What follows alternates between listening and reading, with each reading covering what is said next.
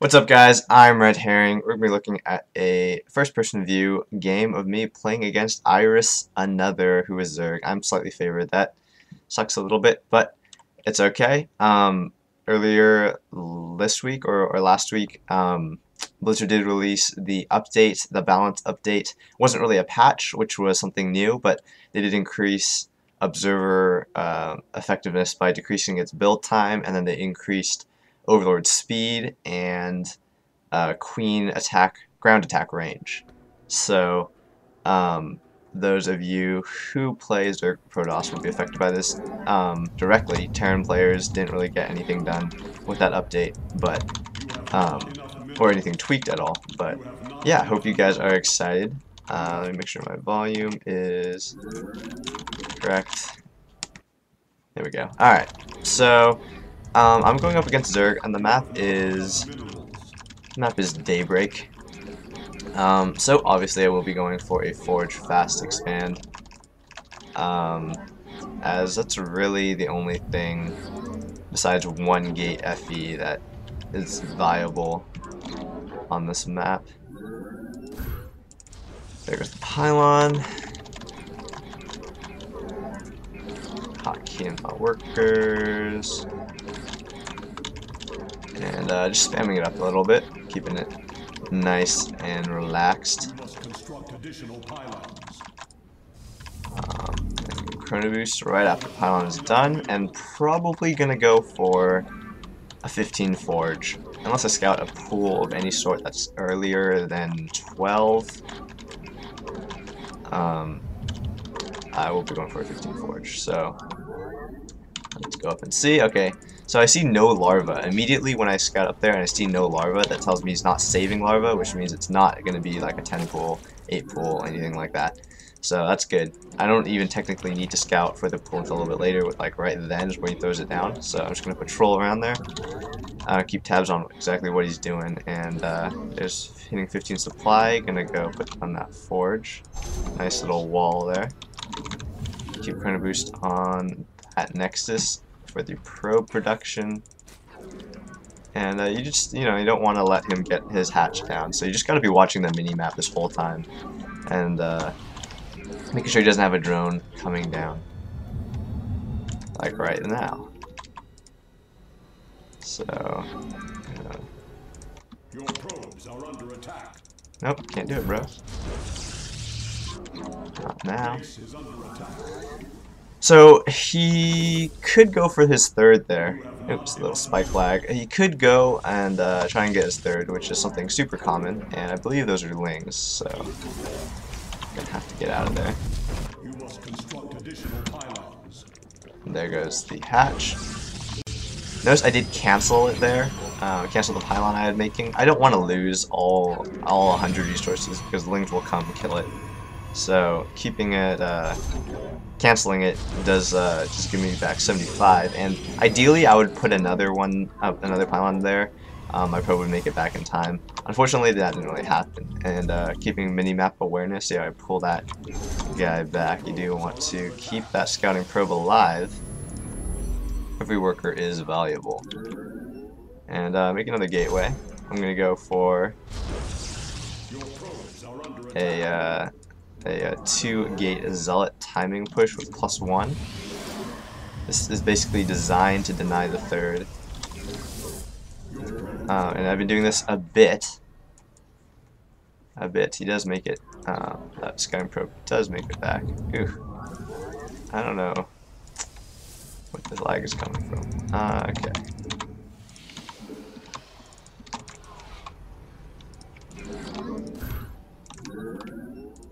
That, and the disadvantage of going for this timing push with the zealots is that your cyber core is delayed, but you can make up for it quite nicely if you can get some good damage, and it's with the zealots it's totally worth it if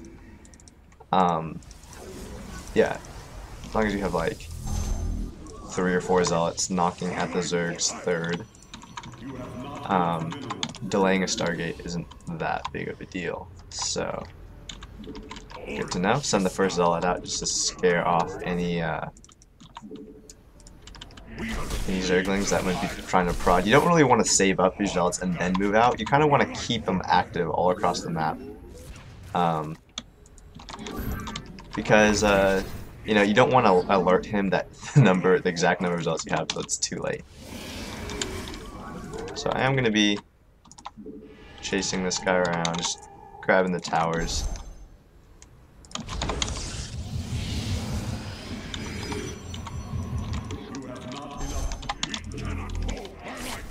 And do kill that one. So now I have control of all the towers. He doesn't actually know that I have all these zealots moving out, I would assume, unless he has a cleverly placed overlord somewhere. So things are looking okay. And now we'll be pushing that third. +1 is not quite done, so I do want to wait the engage until that is done, which is important because, you know, if you hit too early without +1, then you've just bungled your whole attack. +1 is such a huge advantage that you need. It's like you need to wait for it. There's no reason you're getting +1 this fast if you're not going to use it. +1's done. Let's go. Even if it looks undefended, if you're caught out of position, it just sucks. So I'm just going to go for it here and pull back. There's too much, actually way too much stack defense there. Picked off these Zerglings. Slow roaches cannot get zealots off creep, so it's wise for him to not really do anything. And I've already forced him to make more units than he probably wanted to, and he has revealed roach tech, so I'm feeling pretty good. Notice that I do have my Stargate coming up. I do have a transition out of this. You don't want to just do like a stale push and assume you're going to win and kind of all in on that. You do need some sort of backup plan. So Warp Gate's actually almost done.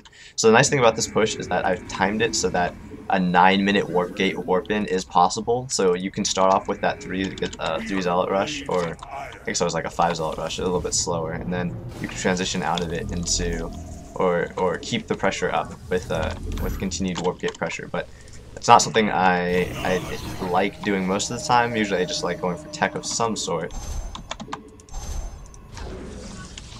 A lot of gateways come in, have the Stargate, and gonna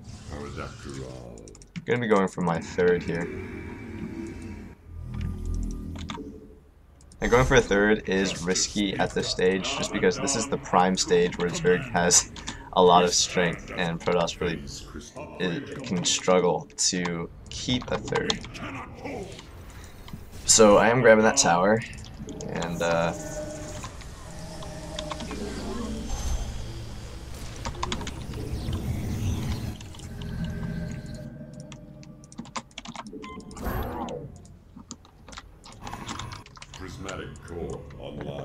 keep on the board rate production. Don't know if he's actually scouted in with an overlord, which I'm not sure if this is a mistake or maybe he just knows what he's doing. We'll go for the main.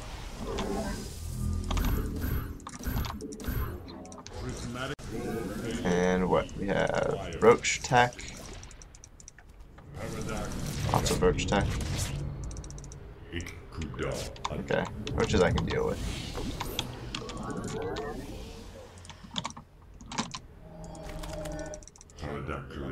Let's actually kill that evolution chamber. And this is the point where Zerg can either like try and get antsy and go for a roach attack, even though you have voids. You can do some decent damage with roaches. So I've killed an overlord. That's basically success right there. I forced him to make spores. That's totally fine. We'll call that a day and book it out of there. I do have my third established, which is the main thing, because I haven't scouted an attack on my front, and I basically made it past the hardest part of PvZ, which is establishing your third. And because I'm monitoring what he has going for him here, and I see his army composition. It's all back there, which I feel is a little bit of a mistake, but I guess, you know, maybe I faked him out a little bit, basically perfectly there, make him not want to come and get me. Because he's scared of the void rays I have going for me, so that's one very nice thing I have with this game.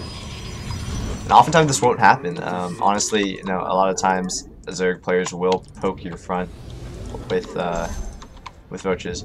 Now, I'm teching a little bit late to Colossus. Usually want to go for Colossus a little bit sooner than I am right now. And the reason I'm not going for Colossus just as soon is, or quite as quickly, is because off 2 base it's a little bit harder to do. But definitely should keep that in mind. You do want Colossus.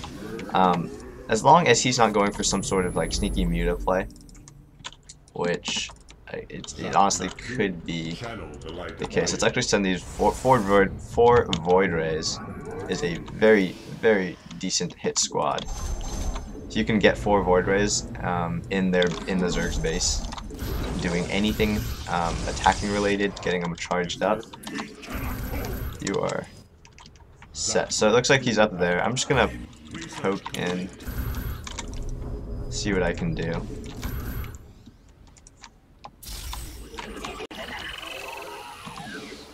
What is that? Okay.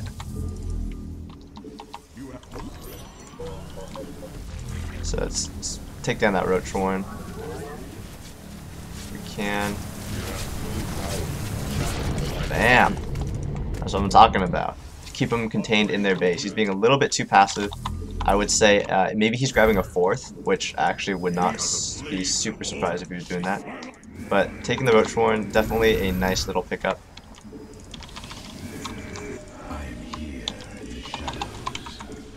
And that overshoot is going to go down, which is again a nice pickup for me.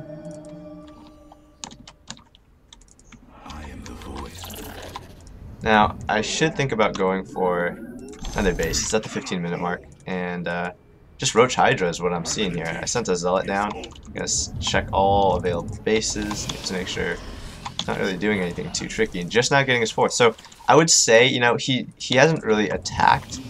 But I would say he's not super behind just because he has been macroing okay. I'm just grabbing my base, and he does want to be 1 base ahead at least, so he's not doing too badly. I would say I'd be a little bit more aggressive though on his end.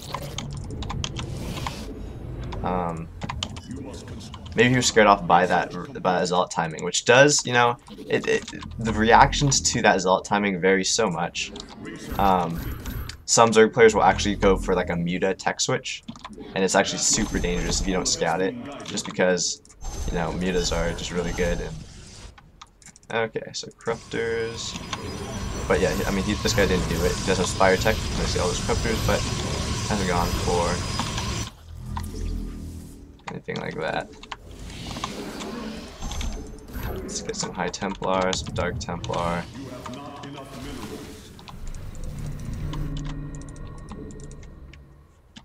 And let's pull back, because we are not maxed yet. And good engage here.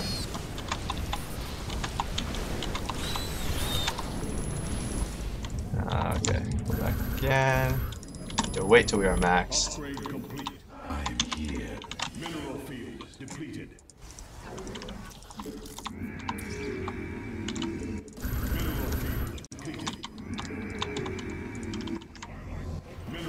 Oh my gosh. Oh, all his Hydras are in the front. Let's just go for it. That's actually a bad decision by him. You do not want your Hydras in the front. Definitely not.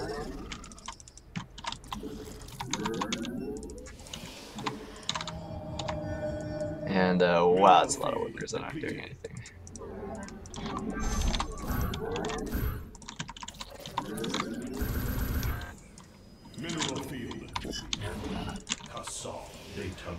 Alright, so we have a lot of stuff right now, and I even have some High Templar.